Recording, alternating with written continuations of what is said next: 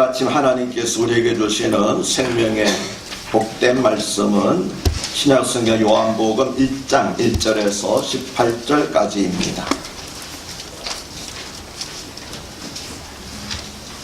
저와 함께 한 절씩 교독하시겠습니다. 제가 1절을 먼저 읽겠습니다. 태초에 말씀에 계시니라. 이 말씀이 하나님과 함께 계셨으니 이 말씀은 곧 하나님이시니라. 만물이 그로 말미암아 지은 바 되었으니 지은 것이 하나도 그가 없이는 된 것이 없느니라. 빛이 어둠에 빛이 되 어둠이 깨닫지 못하더라.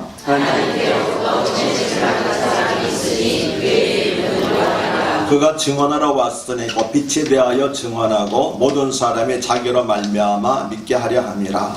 그는 이 빛이 아니요 이 빛에 대하여 증언하러 온 자라. 참빛 곧 세상에 와서 각 사람에게 비추는 빛이 있었나니 그가 세상에 비쳤으며 세상은 그로 말미암아 죽이라 하였으되 세상이 그를 알지 못하였고 자기 땅에 오매 자기 백성이 영접하지 아니하였으나 영접하는 자 곧 그 이름을 믿는 자들에게는 하나님의 영광을 주셨으니 이는 혈통으로나 육정으로나 사람의 뜻으로 나지 아니하고 오직 하나님께로부터 난 자들이니라. 말씀이 육신이 되어 우리 가운데 거하시매 우리가 그의 영광을 보니 아버지의 독생자의 영광이요 영광하시리라 찬양하노라. 요한이 그에 대하여 증언하여 외쳐 이르되 내가 전에 말하기를 내 뒤에 오시는 이가 나보다 앞선 것은 나보다 먼저 계심이라 한 것이 이 사람을 가리킴이라 하니라.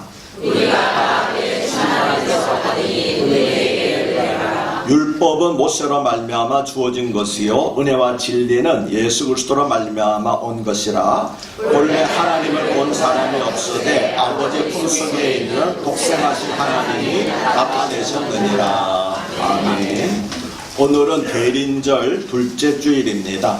대린절은 성탄절 직전에 4주간을 가리키는데 예수님의 초림을 기념하고 예수님의 재림을 소망하는 기간을 의미합니다.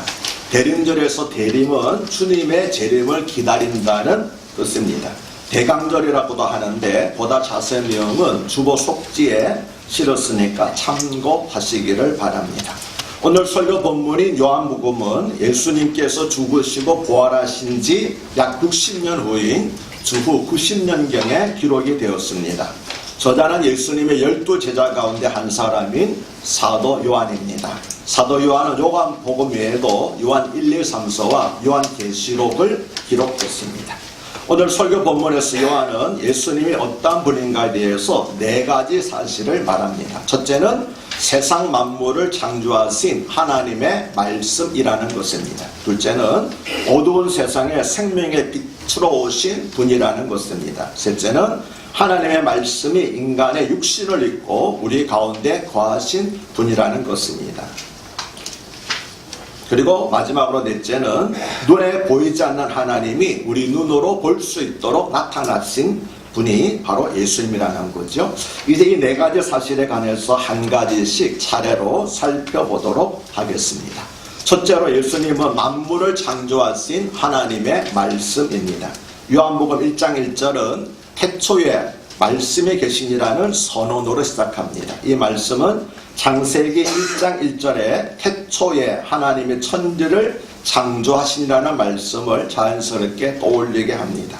그런데 창세기 1장은 하나님께서 세상 만물을 창조하실 때 말씀으로 만드셨다고 기록합니다. 예를 들면 창세기 1장 3절은 하나님이 이루시되 빛이 있으라 하시니 빛이 있었다고 기록합니다. 또 창세기 1장 9절은 하나님이 이루시되 천하의 물이 한 곳으로 모이고 묻이 드러나라 하시니 그대로 되었다고 기록하고 창세기 1장 11절은 하나님이 이루시되 땅은 풀과 씨 맺는 채소와 각기 종류대로 씨 가진 열매 맺는 나무를 내라 하시니 그대로 되었다고 기록합니다. 이처럼 하나님의 말씀하시면 그 말씀대로 모든 것이 즉시 이루어졌습니다. 이 사실은 하나님의 말씀은 어떤 사물이 실제로 생겨나게 하고 어떤 일이 실제로 발생하게 하는 그런 존재의 근원이 되는 능력의 말씀이라는 것을 우리에게 보여주고 있습니다. 그런데 요한복음 1장 1절에서 3절을 보면 태초에 말씀이 계시니라. 이 말씀이 하나님과 함께 계셨으니 이 말씀은 곧 하나님이시니라. 그가 태초에 하나님과 함께 계셨고 만물이 그로 말미암아 지은 바 되었으니 지은 것이 하나도 그가 없이는 된 것이 없느니라고 기록합니다. 여기서 요한은 말씀을 하나의 인격체로 표현하는 동시에 말씀이 곧 하나님이라고 증언하였습니다. 요한이 말한 말씀은 잘 아시는 것처럼 예수님을 가리킵니다. 요한은 태초에 천지를 창조하신 하나님의 말씀은 바로 성자 하나님이신 예수님이었다고 증언했습니다. 그래서 요한복음에는 예수님의 말씀하시니 그대로 된 사건이 많이 나옵니다. 예수님이 말씀하시니 물이 포도주로 변하였습니다. 예수님이 말씀하시니 거친 파도가 잔잔해졌습니다. 예수님이 말씀하시니 눈먼 사람이 눈을 떴습니다. 예수님이 말씀하시니 죽은 나사로가 살아났습니다. 말씀하신 그대로 된 것을 보여주고 있습니다. 요한은 왜 이처럼 예수님이 하나님의 말씀이라는 사실을 강조하였을까요? 그것은 말씀이신 예수님으로 말미암아 세상 만물을 지으신 하나님께서 이제 그 동일한 말씀이신 예수님으로 말미암아 만물을 새롭게 하시기 때문입니다. 그래서 누구든지 하나님의 말씀이신 예수 그리스도 안에 있으면 새로운 피조물이 되는 것입니다. 여러분은 예수님의 천지 만물이 생겨나게 하신 하나님의 말씀이신 것을 믿습니까? 아멘. 그리고 그 예수님께서 동일한 말씀의 능력으로 지금 우리를 새로운 피조물로 만들고 계심을 믿으십니까? 아멘. 요한은 두 번째로 예수님을 어두운 세상에 생명의 빛으로 오신 분으로 소개했습니다. 창세기 1장을 보면 태초의 세상은 흑암으로 덮여 있었습니다. 그래서 하나님께서는 가장 먼저 첫째 날에 흑암 가운데서 빛을 창조하셨습니다. 그리고 빛이 비침으로써 흑암으로 덮여있던 세상은 하나님께서 보시기에 좋은 아름다운 세상이 되었습니다. 하지만 빛이 비춤으로 아름답게 변했던 세상은 인간의 죄악으로 말미암아 다시 흑암으로 변해버렸습니다. 인간의 죄악은 죽음의 세상이 돌아오도록 하였고 이로 인해서 인간은 죽음에 대한 두려움 가운데서 살아가게 되었습니다. 또 자기 중심적인 삶의 굴레에 갇혀서 자신의 만족만을 위해서 살고 자기 스스로가 구원에 이를 수 있다는 헛된 생각을 갖게 되었습니다. 그래서 말씀으로 계시던 성자 하나님께서 2000년 전에 인간의 육신을 입고 이 땅에 생명의 빛으로 오신 것입니다. 그래서 아무 희망이 없던 암흑 같던 이 세상에 생명의 빛이 비쳤습니다. 이것은 마치 태초에 흑암 속에 있던 세상에 빛이 비친 것과 같았습니다. 사도 바울은 이 사실을 두고 고린도후서 4장 6절에서 어두운 데에 빛이 비치라 말씀하셨던 그 하나님께서 예수 그리스도의 얼굴에 있는 하나님의 영광의 빛을 아는 마음, 그 영광을 아는 빛을 우리 마음에 비추셨느니라고 말했습니다. 그러니까 태초의 흑암은 예수 그리스도를 알기 전에 죄로 말미암아 혼돈과 무질서로 어두운 가운데 있었던 인간의 마음 상태에 대한 상징이기도 했다는 것입니다. 이처럼 예수님께서는 어두운 세상에 생명의 빛으로 오셨습니다. 하지만 생명의 빛으로 오셨음에도 불구하고 모든 사람들이 예수님을 영접한 것은 아니지요. 빛으로 오신 예수님에 대한 세상 사람들의 반응은 극명하게 둘로 나누어집니다. 예수님이 하나님의 아들이신 것과 죽음의 절망 가운데 있던 사람들에게 생명의 빛을 주신 분임을 믿고 받아들이는 사람이 있는가 하면 5절에서 빛이 어둠이 비치되 어둠이 깨닫지 못하더라고 말씀한 것처럼 예수님이 누구이신지 알지 못하고 예수님의 말씀을 믿으려고 하지 않는 사람들도 많이 있습니다. 그런데 왜 사람들은 생명의 빛으로 오신 예수님을 영접하지 않고 도리어 거부하고 있을까요? 이유는 그들 자신이 죄로 인해서 영적으로 죽은 자라는 사실과 그들 자신이 어둠 속에 있다는 사실을 깨닫지 못하고 있기 때문입니다. 자신의 건강하다고 생각하면 의사를 찾지 않는 것처럼 자신의 영적으로 죽은 자라는 사실을 깨닫지 못하니까 생명의 구주를 찾지 않는 것입니다. 자신이 어둠 속에 있다는 사실을 깨닫지 못하니까 빛을 찾지 않는 것입니다. 자신이 스스로 구원받을 수 있다고 생각하니까 구원자를 찾지 않는 것입니다. 혹은 그들이 어둠 속에 있다는 사실을 알면서도 어둠 속에서 살아가는 것이 더 익숙하고 살기 편하기 때문에 주님 앞에 나오지 않는 것일 수도 있습니다. 이것은 마치 노숙자들이 노숙자 보호소에서 지내는 것보다 거리에서 노숙하는 것을 더 좋아하는 것과 같습니다. 그런데 11절에서 13절은 어둠 속에 있는 대다수의 사람들이 예수님을 영접하지 않지만 그 가운데에서도 예수님을 영접하여 하나님의 자녀가 되는 특권을 얻는 소수의 사람들이 있다고 말씀합니다. 하나님의 자녀가 되는 특권이란 예수 그리스도로 인하여서 하나님을 아버지라고 부르고 하나님의 자녀로 살아갈 수 있는 특권을 말합니다. 물론 하나님의 보호하심과 하나님의 은혜와 하나님의 인도하심을 경험하게 되지요. 그러면 어떤 사람들이 하나님의 자녀가 되는 특권을 얻습니까? 12절은 영접하는 자, 곧 예수 그리스도의 이름을 믿는 사람들에게 하나님의 자녀가 되는 특권을 주신다고 하였습니다. 그런데 여기서 영접한다는 것은 예수 그리스도를 내 삶의 주인으로 모셔드리는 것을 의미합니다. 그리고 그 이름을 믿는다고 하는 것은 그 이름 자체를 믿는다는 것이 아니라 그 이름을 가진 사람을 믿는다는 의미입니다. 그런데 예수라고 하는 이름은 잘 아시는 것처럼 여호와가 구원하신다, 하나님께서 구원하신다는 그런 의미를 가지고 있습니다. 그러므로 예수님의 이름을 믿는다고 하는 것은 하나님께서 예수님을 통하여 죄와 사망으로부터 우리를 구원해 주실 것을 믿는다는 것입니다. 아멘이십니까?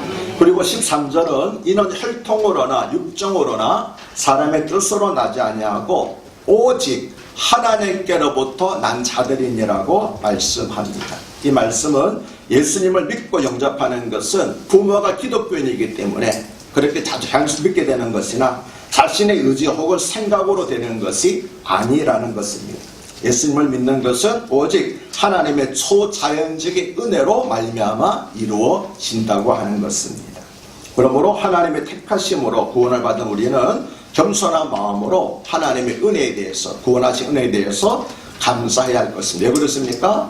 내 노력으로, 내 의지로, 내 선행으로 구원받은 것이 아니기 때문에 그렇습니다. 하나님께서 우리가 여전히 죄 가운데 있을 때, 하나님의 원수로 살아갈 때 우리를 사랑하셔서 먼저 우리를 택하여 구원해 주셨기 때문에 예수를 믿게 된 줄로 믿습니다. 성령의 감동으로 말미암아 우리를 중생시켰기 때문에, 거듭나게 하셨기 때문에, 영적으로 죽은 자를 살리셨기 때문에 우리가 예수님을 받아들이게 되는 것입니다. 지금 아무리 전하더라도 예수를 믿지 않는 사람들은 그가 영적으로 죽은 자이기 때문입니다. 영적으로 죽은 사람들에게 가서 여러분 일어나라고 아무리 소리쳐 보십시오. 일어납니까? 일어나지 않습니다. 왜 그렇습니까? 죽은 사람이기 때문에. 마찬가지입니다. 영적으로 죽어 있는 자에게는 아무리 소리치고 아무리 예수를 전하고 복음을 전하더라도 아무런 반응이 없습니다. 그래서 하나님께서 먼저 영적으로 살려놓고 난 다음에 예수를 믿도록 하시는 것입니다. 아멘이십니까? 이와 같이 예수를 믿게 되는 것은 우리 힘과 의지 또는 부모가 기독교인이기 때문에 믿는 것이 아니라 전적으로 하나님의 택하신, 구속하신 은혜라고 말하고 있는 것입니다. 요한은 세 번째로 예수님은 하나님의 말씀이 육신이 되어 우리 가운데 거하신 분이라고 하였습니다.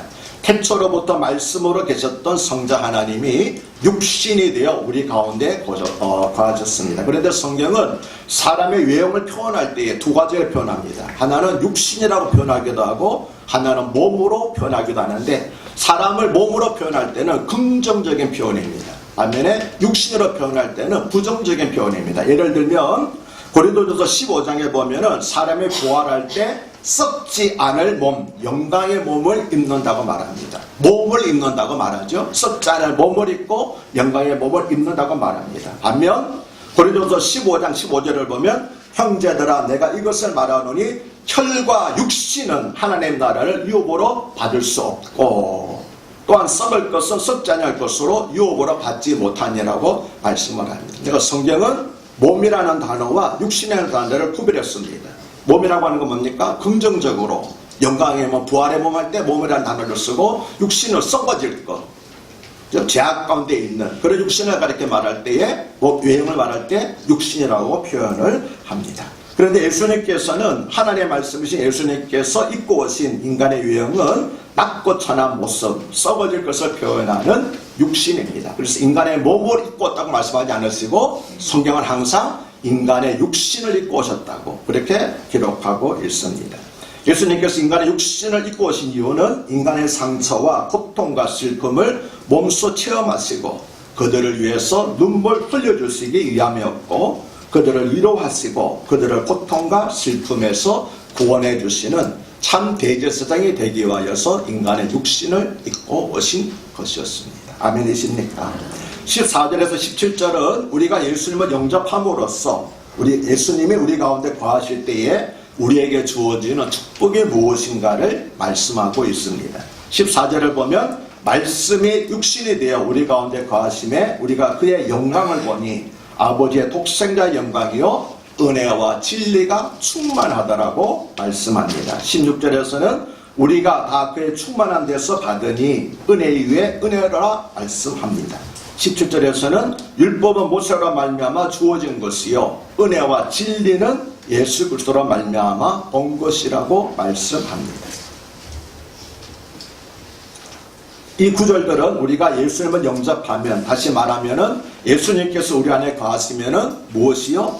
은혜와 진리가 우리 가운데 충만하게 된다고 공통적으로 증언하고 있습니다. 여기서 은혜는 인간을 구원하여 주신 하나님의 무조건적인 사랑을 가리키고, 진리는 영원히 변치 않는 하나님의 말씀을 가리킵니다. 그래서 은혜와 진리는 오직 우리가 예수 그리스도 안에 있을 때만 우리에게 주어지는 하나님의 선물입니다. 그리고 은혜와 진리는 예수님께서 또는 하나님께서 우리에게 주시는 가장 귀하고 복된 선물입니다. 아멘이십니까? 은혜와 진리를 우리가 예수님으로 말미암아 얻게 되는 것이 우리 믿는 사람들이 하나님으로 받는 가장 큰 귀한 선물이라는 것을 믿으시기를 바랍니다. 마지막으로 요한은 예수님은 눈에 보이지 않는 하나님이 우리 눈에 보이도록 나타나신 분이라고 하였습니다. 아무도 본래 하나님을 본 사람이 없습니다. 성경은 에녹과 노아, 모세가 하나님과 동행하였다고 기록합니다. 하지만 그들은 다른 사람들보다 조금 더 하나님께 가까이 나간 것 뿐이지 그들도 직접 하나님을 보지는 못했습니다. 심지어 뭡니까? 위대한 사람이 모세도 뭐라고 그럽니까? 하나님을 정면으로 보지 못하고 지나가신 하나님의 뒷모습만 겨우 쳐다봤다고 성경은 기록하고 있습니다. 그러나 2000년 전에 우리에게 오신 예수님은 하나님의 육신이 되어 우리에게 오신 분입니다. 그래서 하나님이 어떠한 분이신지 우리에게 생생하게 보여주셨습니다. 그래서 예수님은 하나님의 가장 위대한 메시지가 되는 것입니다. 예수님은 제자들에게 나를 본 자는 하나님을 본 것이라고 말씀을 하셨습니다. 그렇습니다. 예수님을 본 사람은 하나님을 본 것입니다. 그런데 우리는 예수님을 직접 보지 못하죠. 예수님은 승천하셨으니까. 그 대신에 우리는 복음서를 읽을 때, 성경을 읽을 때 예수님을 보게 됩니다. 그리고 그 예수님을 통해서 우리가 하나님을 알게 되는 것입니다. 하나님께서 우리를 어떻게 생각하시는지 알고 싶으면 하나님께서 사람들에게 어떻게 베푸셨는지, 예수님께서 사람들에게 어떻게 베푸셨는지 복음서를 살펴보면 됩니다. 하나님께서 우리에게 어떤 일을 하시고자 하시는지 알고 싶으면 예수님께서 다른 사람들을 어떻게 축복하셨는지를 복음서를 통해서 알아보면 됩니다. 이처럼 예수님은 하나님의 마음과 하나님께서 하시는 일을 볼 수 있는 창문과도 같은 분입니다. 아멘이십니까? 4세기 교부 신학자였던 아다나시우스는 그의 유명한 책 말씀의 성육신한 책에서 왜 성자 하나님이 성육신 하셔야만 됐는지 그 이유를 이렇게 설명했습니다. 우리가 그의 육신이 되신 원인입니다. 그는 우리를 매우 사랑하셨기 때문에 우리의 구원을 위해서 인간의 육체의 모양으로 태어나셨습니다. 그 누구도 아닌 무에서 모든 것을 창조하신 구조만이 썩어질 것을 썩지 않을 것 되게 하실 수 있었습니다. 그 누구도 아닌 아버지 형상이신 예수님만이 사람을 재창조하실 수 있었습니다. 그 누구도 아닌 생명 그 자체이신 예수 그리스도만이 죽을 것을 죽지 않을 것으로 만드실 수 있었습니다. 그 누구도 아닌 참되신 아버지의 독생자 되신 말씀만이 아버지에 대하여 가르치시고 우상을 파괴하실 수 있었습니다. 모든 사람들의 지은 죄의 삭은 반드시 지불되어야 하므로 그리스도께서 우리 죄값을 대신 치르시기 위하여서 우리 가운데 오셨습니다. 아멘이십니까? 오늘 우리는 예수님이 어떤 분이신지, 왜 하나님의 말씀이 육신에 되어 우리에게 오셨는지를 살펴보았습니다. 그런데 17세기에 살았던 안젤루스 실레시우스라는 신학자는 이런 말을 했습니다. 예수 그리스도께서 베들레헴에 1000번을 나셨다 하더라도 내 안에서 나신 바 되지 않았더라면 나는 여전히 잃은 자였으리라. 무슨 뜻입니까? 예수님이 어떤 분인지 아는 것만으로는 구원 얻지 못한다는 겁니다. 어떻게 됩니까? 내가 아는 그 예수님을 내 마음속에 영접해야 되는 겁니다. 우리가 본문 가운데도 살펴봤잖아요. 영접하는 자, 그 이름을 믿는 사람들에게는 하나님의 자녀가 되는 특권, 권세를 주신다고 말씀을 하셨습니다. 그렇습니다. 우리가 바르게 알고 분명히 믿을 때 구원을 얻게 되는 겁니다. 그러므로 사랑 여러분들은 주님, 제가 주님을 믿습니다. 믿사오니 이 시간 제 마음속에 들어와 주시옵소서. 내 삶의 주인이 되어 주시옵소서라고 그렇게 기도해야 됩니다. 이것이 바로 우리가 대림절을 지키는 이유입니다. 소림으로 2000년에 임하신 그 예수님이 그 2000년의 사건은 끝나는 것이 아니라 오늘 내 삶에 들어오시기를, 오늘 내 마음속에 들어오시기를, 말씀이 육신이 되신 예수님께서 내 삶 가운데도 들어오셔서 내 삶을 바꾸어 주시기를, 새로운 피조물로 만들어 주시기를, 주님께서 말씀하셔서 내 삶도 위대한 변화가 나타나기를, 그런 마음으로 우리가 예수님을 영접해야 할 줄로 믿습니다.